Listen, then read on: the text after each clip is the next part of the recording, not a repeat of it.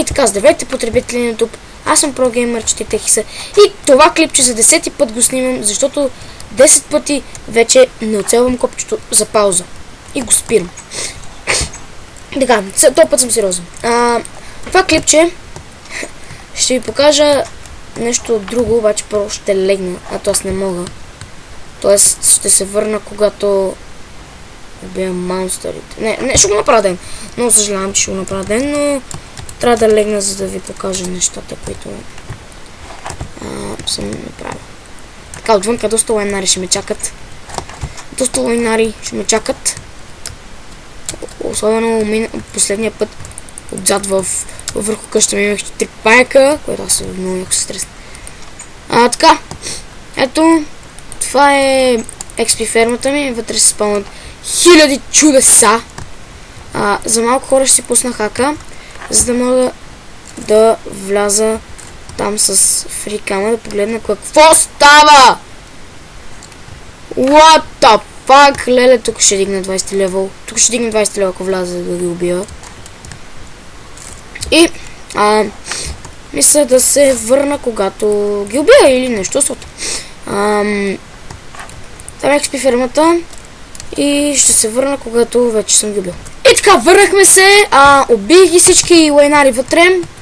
Да се надявам, че не са спълнали нищо вътре. Да, убих ги, обрах им XP-то, вижте, дигнах 16 от 11.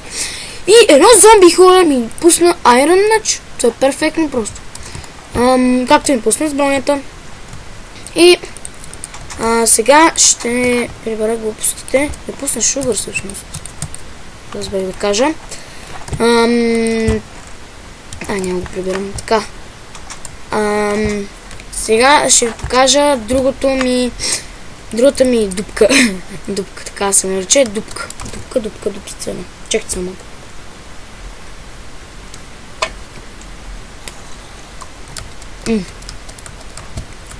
Ето, че закусвам. Това е другото място, което си направих.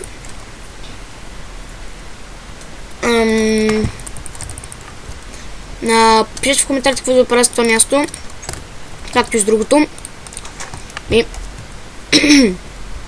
Това ми е фермичката, която направих в ония епизод, който го прецаках. Ще ви покажа по-подробно. Тъпа ферма за seeds, за wheat. И